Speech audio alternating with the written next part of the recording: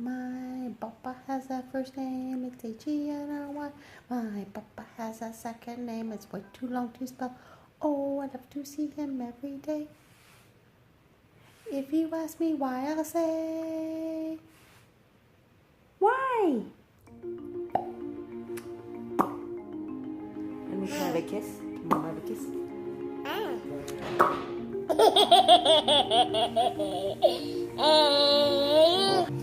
The boat's going very fast. Hang on. Hi. Here comes a big wave. I think my parents had a sense of what they envisioned for our lives, and they really sort of guided us down that path, right? So it's opportunities that they didn't have growing up. So going to college, getting your master's degree, living in a house, working for a large corporation that'll give you a pension, and having a child and raising a family. And they all sound like pretty basic things if this is where you've grown up. But if you think about my dad never had the opportunity to go to college, or my mom went to college after she had kids, like they really wanted us to live, I think really live the American dream, right? And so they guided us in that way. And not saying that I would have made different choices, but I might have. You would have made different choices. Okay, maybe I would have made different. I want him to understand just how proud I am of our family and what we have overcome to get to where we are. And I think it's important for him to understand his heritage, because we have a fascinating story that, I mean, even I don't even know all the details, right? But I feel a sense of pride. So actually my grandfather came to America in 1900.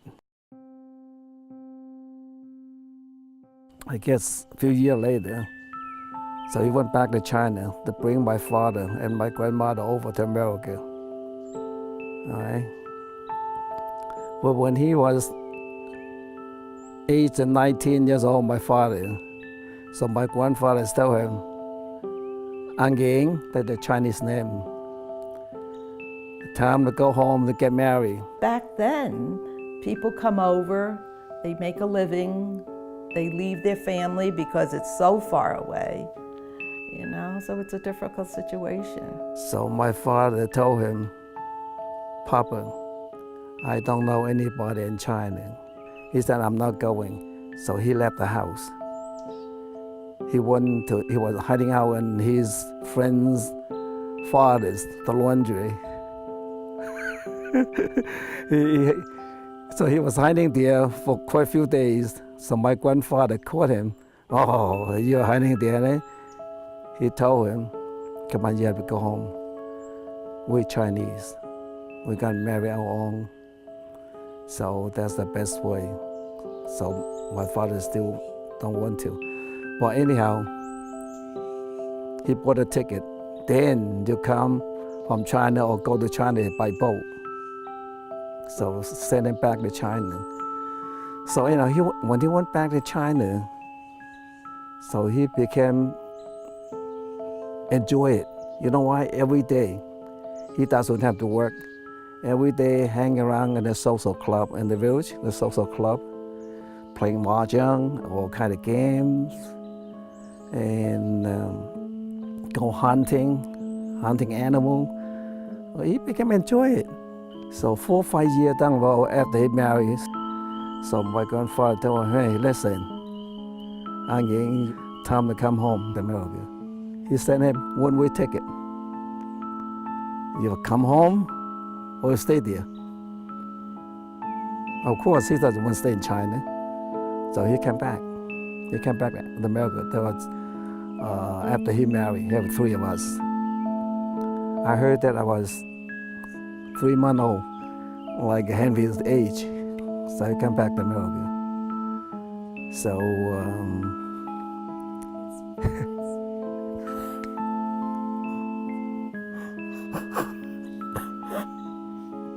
he tell my mother, honey, there's 36 envelope over there, all right? Each one, you send me a letter.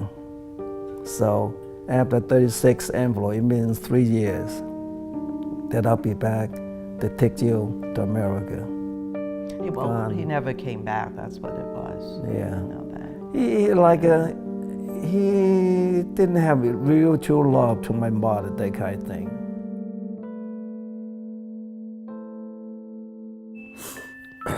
Since then, my mother become a living widow. Once you're married, no one is going to marry you. Never saw her again. But during that time was the Civil War going on, so our family was cut off.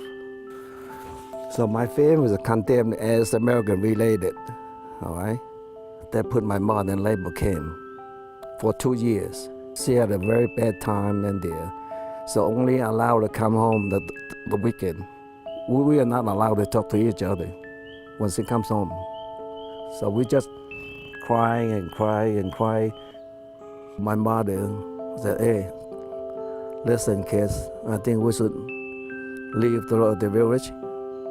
But yet we are not allowed to leave in the whole family at one time. My brother and my mother, they left first. And my sister, she escaped to Samara City by herself. I was the last one. I left back in China. I enjoy sport. I enjoyed my volleyball as a kid and playing in the village. I joined a team. I become pretty good. I was pretty good in volleyball. When you're playing volleyball in China then, everything is involved in politics. It's not a game. How well you're playing or anything involve politics. Now and then my mother sent me letters from Hong Kong, said that, hey, so we miss you. So I said, well, nothing I could do. Nothing I could do. I cannot say anything else. You never know who's opening my letter. So we got the big assignment from central government, from Beijing. We want to send you to Russia and Eastern Europe to learn. We're so happy. We're so happy. Hey, you to go overseas, we're happy. So coincident, my mother sent me the telegraph. It said, "Sang, your brother is already ratified to America. So would you come down to Hong Kong, say goodbye to him?" I was holding the letter. They asked my coach and the manager. So I have a little problem, a little issue over there. So I need to go down to Hong Kong, say goodbye to my brother. He's gone to America. I said, why don't we do this? Gentleman agreement, give me 5 days. Then I go down to Hong Kong, say goodbye to him, I come back. Then I meet you guys in Beijing. Right, we shook hands. When I get there, I knock on the door. My mother, Sang, he's here. So here I am, Hong Kong.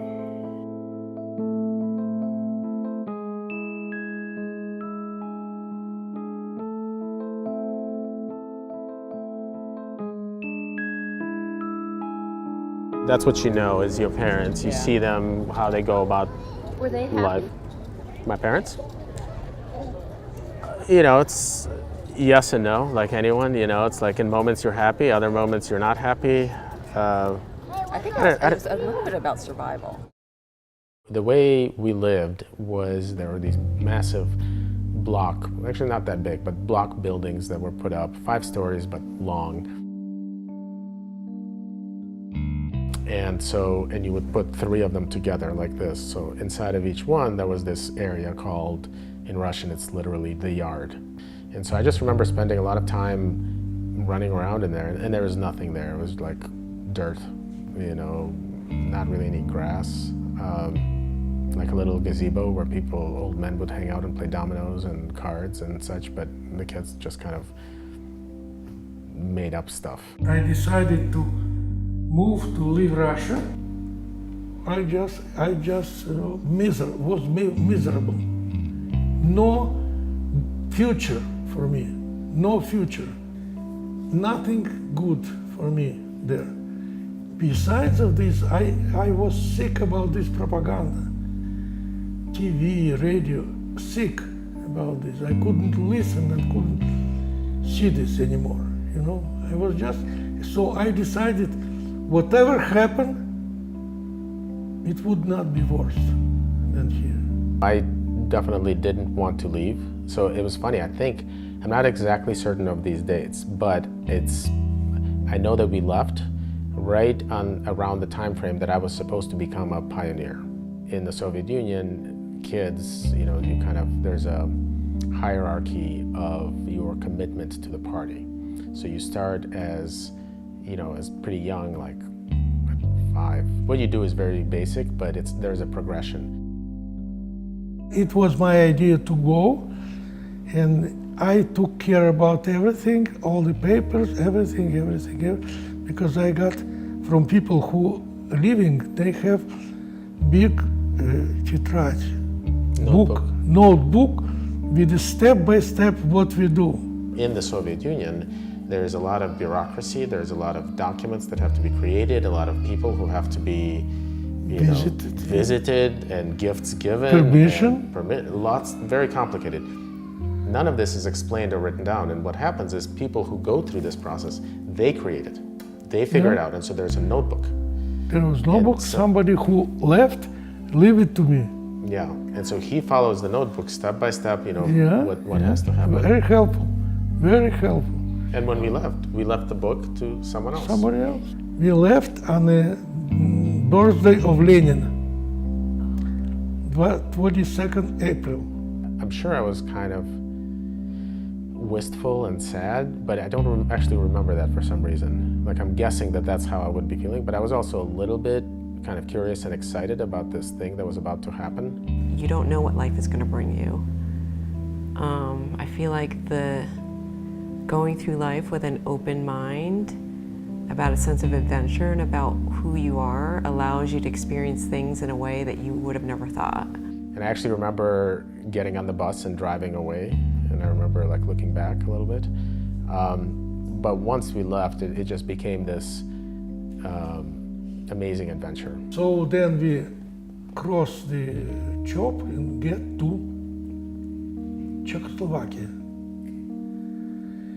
And I did not feel certain that I'm leaving until I get out of Czechoslovakia. Czechoslovakia is Russian. They could get me anywhere in Czechoslovakia. And when we get to Austria, then I feel that's it. I'm out. It was very great moment. So we got to Austria and we live in Vienna for 10 days. And we were sitting in some kind of hotel until they took papers and then they give us taxi and they bring us to apartment where we should live. Then we go for 3 months in Rome, Italy. Very, very nice. They pay us money, Jewish organization. They give us everything. They bring us to Rome. We live 3 months in Rome. They bring us to America, and they continue to help us when we go here, pay us for rent, give us some money until we teach us English, until we start to work, and then we start to pay back every month, very little, $30, $50. My wife, I love her very much, and my idea was that I want to keep her happy, always happy, never see her too much working. I want to save her for myself, that she would be very always отдохнувшая, Rested. happy, with her hands I love, and I didn't want her to do something that was my idea, and it was idea I brought through all my life till her death. You can be who you want to be. You just need to pull yourself up by the bootstraps and have that fortitude to reinvent yourself, in whatever form that may be? Well, when I was about 10 years old, I think I was baptized at that time, going to Chinese school. The Maryknoll nuns and the Maryknoll fathers were there. So they introduced me to Catholicism. I didn't have a religion. I wanted a religion because my friends who I met in school had a religion. So I was baptized and they gave me the name Teresa, Little Flower. I think we probably just went to church sometimes to check out the boys, and the girls, the boys went to check out the girls. So it was good. And they also had dances from time to time. The priest, who is Irish, spoke fluent Chinese, better than I will ever. He preached in Chinese. I went to regular school initially, and when I was about 13, actually 12, I started Transfiguration in the 8th grade, which was a little difficult. I think it was difficult at the time, but it helped me throughout my life. Growing up in the Lower East Side, we didn't have much. But the priority, what my family would tell me, is to go to school. It built up my character in the sense that they taught me values when I went out to work or when I did anything, because you're walking into something that you're not familiar with all the time. Yeah. I think my mother respected whatever values my father had, okay? Because my father was an educated man, whereas she had the minimal that they had. And that's not because of her inability to do it. It's because she didn't have the opportunity. So whatever he said is fine with her, you know? And he always stressed, you know, education. He was never cheap or anything when it comes to education, even though they didn't have much. Right, sending us to Catholic school, they had to spend money. But I always remember this, that sometimes they didn't have enough money. And I was so embarrassed, I had to tell Father, the priest, that I would have to give that to you another time, or could you take $8? I had to do that. Now, when I see people that needs a little bit more, you know, I would say that's okay, don't worry about it. I can't remember if I told you how we met. You know, it's funny, when we met, I was probably about 19, and I saw him playing volleyball, and at that time, I think I broke off with whoever that other guy was, and you know.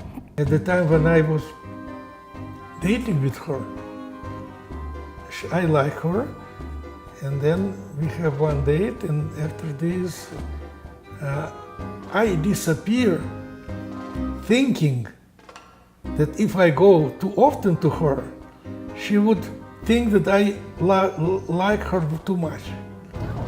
So we were actually set up on a blind date, but under different guises. So there was a guy that I went to business school with who went to undergrad with Max. Well, he was a good ball player, you know, and you know, he was attractive, and I think he thought of that of me. He said he used to see me, you know. For 2 weeks I disappear. And then when I call her, she says, "Where did you disappear? Why did you disappear?" And it was so sincere and so I just was melted. Hey, you know, I know someone in New York I can introduce you to. I'm like, oh, awesome. He's like, you definitely won't date him. He's like, but he knows a ton of people. He'll introduce you to all his friends, blah, blah, blah. I'll give him your number. I'm like, awesome. And then I drive off and I go to this wedding. And it just, that's the way it was, you know. It's just like, just happened. I like it so much, she didn't play with me. She just say what she think, what she felt. We talked a couple days later. We had a 45-minute discussion, at which point Max was like, you know, I think we've talked long enough.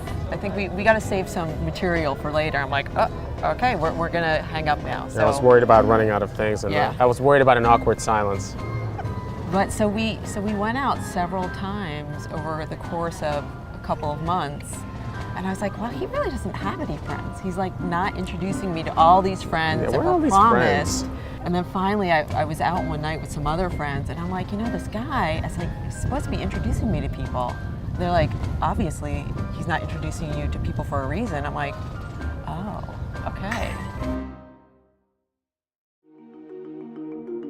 We all sort of absorb without knowing from our parents, observing our parents and how they are. And I've actually been seeing that a lot, especially with how I interact with Henry, how I talk to him. We grew up in a household where it's not like it was hugs and kisses all the time. I mean, it was, you know, let's do the goodnight kiss, let's do, you know, sort of the routine things. But as a matter of course, we weren't like, oh, I'm going to hug you, you know? And I want that for Henry, and I want him to feel that love. I think by setting an example and just kind of living our lives is the best thing that we can do.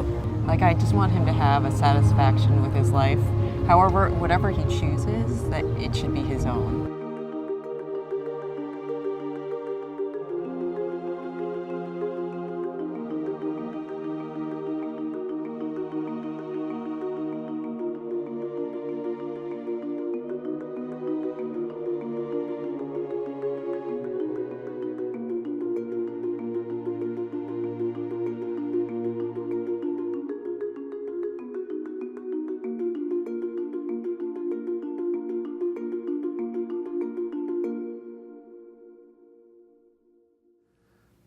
Отцвели уж давно хризантемы в саду, а любовь